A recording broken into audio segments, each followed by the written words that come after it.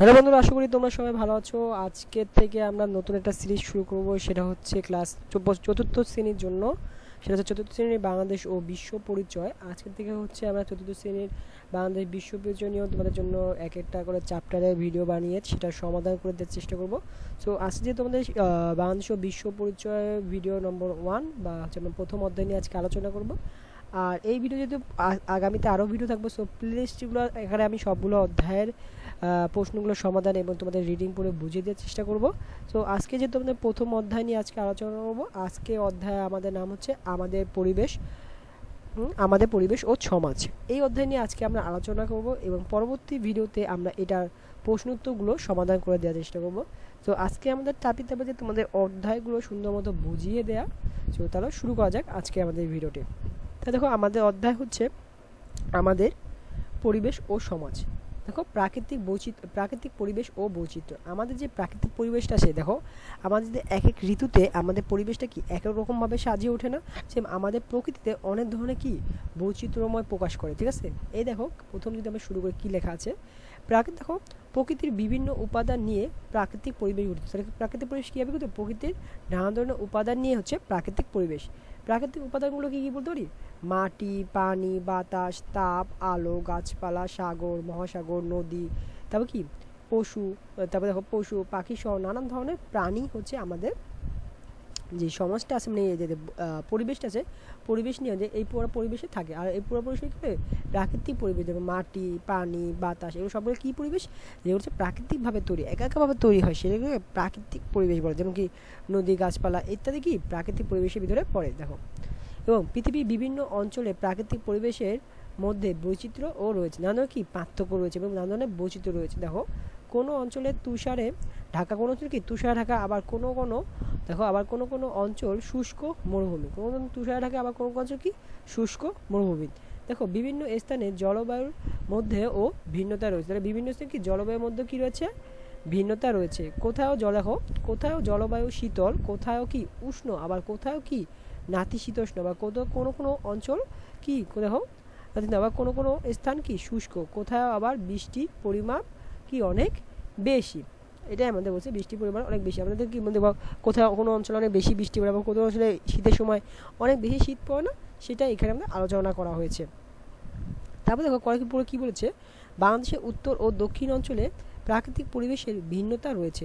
উত্তর অঞ্চলে দক্ষিণ অঞ্চলে কি প্রাকৃতিক পরিবেশের ভিন্নতা রয়েছে। তো আমি কিছু বলেছি যে কোনো অঞ্চলে শীত অনেক শীতের সময় বেশি শীত পড়ে, কোনো অঞ্চলে আবার শীতের সময় অনেক কম শীত পড়ে, আর কোনো অঞ্চলে বর্ষাকালে অনেক বেশি বৃষ্টি পড়ে, কোনো অঞ্চলে বর্ষাকালে অনেক কি কম বৃষ্টি পড়ে। এই যে কি আমাদের অঞ্চলের উপর ডিপেন্ড করে, ঠিক আছে, নির্ভর করে। দেখো, উত্তর অঞ্চলে ভূমি উঁচু, নদ নদীর সংখ্যা কম, গ্রীষ্মকালে অনেক গরম পড়ে। যেখানে নদ নদীর সংখ্যা কম, সেখানে কি গরমকালে অনেক বেশি গরম পড়ে, এবং শীতকালে বেশি ঠান্ডা পড়ে। সেই বছর গরমকালে বেশি গরম পড়ে এবং শীতকালে কি বেশি ঠান্ডা পড়ে।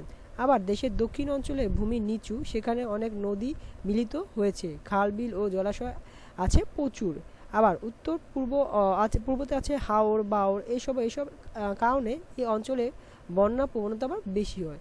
যেখানে খাল বিল, সেখানে কী হয় বন্যার প্রবণতা বেশি হয়। আবার দেশের দক্ষিণ পশ্চিমে আছে উপকূলীয় বনাঞ্চল, যেখানে জলাবদ্ধতা ও লবণাক্ত পানির পরিমাণ বেশি। তেমনি বড় জলাশয়ের সংখ্যা ও তেমন বড় জলাশয়ের সংখ্যা ও কম নয়, কিন্তু জনসংখ্যার সংখ্যা কম হয় না। কিন্তু দক্ষিণে দেখো ঢাল হয়ে কি সুন্দরবন আমাদের এসব দুর্যোগ থেকে অনেকখানি কি রক্ষা করে, কিন্তু সুন্দরবনের যে গাছপালাগুলো আছে সেগুলো যখন বৃষ্টি আসে বা ঝড় আসে, ওইগুলো বাধা দেয়। ঠিক আছে, এখন চলো আমরা পরে যাই। এখানে তোমাদের একটা ছক আছে, ছকটা পূরণ করিও।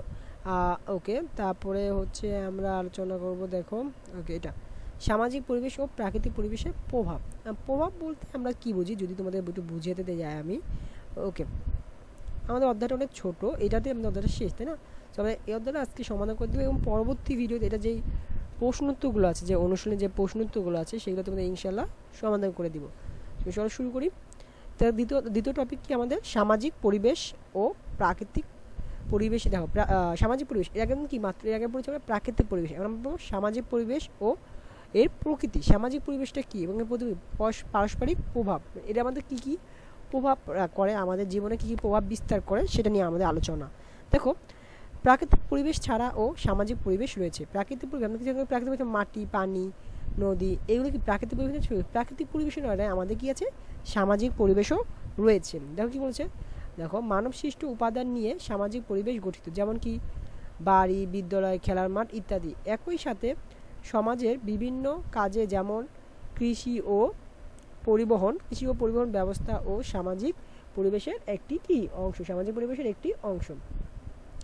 দেখো আমাদের সামাজিক পরিবেশ প্রাকৃতিক পরিবেশের উপর নির্ভর করে। আমাদের কি সামাজিক পরিবেশ কিসের উপর নির্ভর করে? প্রাকৃতিক পরিবেশ, মানে কি মাটি, পানি, এগুলোর উপর কি নির্ভর করে?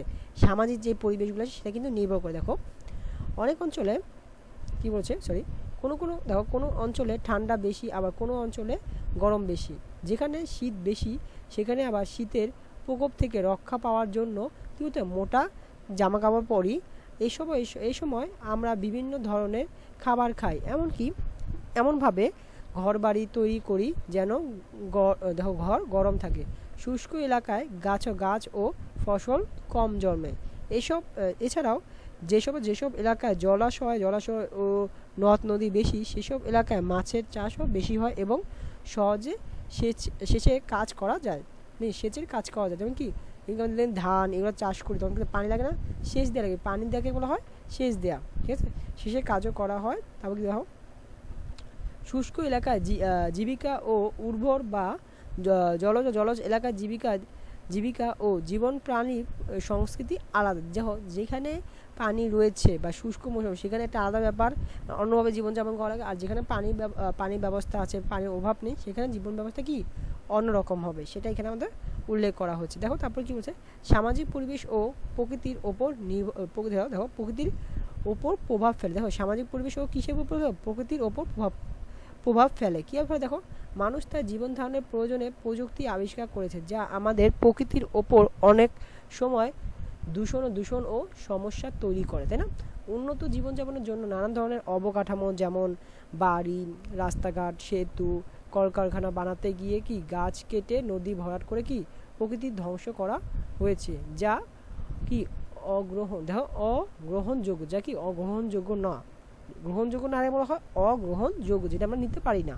কিন্তু যে করতেছেন যে মানুষ বা কারণে আমরা গাছপালা কাটছি না, গাছপালা কাটার ফলে যেটা হচ্ছে সেটার জন্য বলছে যে অগ্রহণযোগ্য। তাই আমাদের পরিবেশ নিয়ে সচেতন হতে হবে, আমাদের বেশি করে গাছ লাগানো উচিত। দেখো প্রচুর গাছপালা লাগালে আবহাওয়া ঠান্ডা থাকে, বায়ু দূষণ কম এবং বৃষ্টিপাত হয়, মাটির জন্য উপকারী। দেখো আমাদের প্লাস্টিকের ব্যবহার বন্ধ করতে হবে যাতে দূষণ কমে। ওকে বন্ধুরা, আমাদের আজকে অধ্যায় 1 এতটুকুই ছিল। আগামীতে ভিডিও দেখার জন্য অনুরোধ রইল, কেন আগামী ভিডিওতে আমরা অনুশীলনের যে প্রশ্নগুলো আছে সেগুলো তোমাদের সমাধান করে দিব, সেগুলো অবশ্যই দেখবে মনোযোগ সহকারে।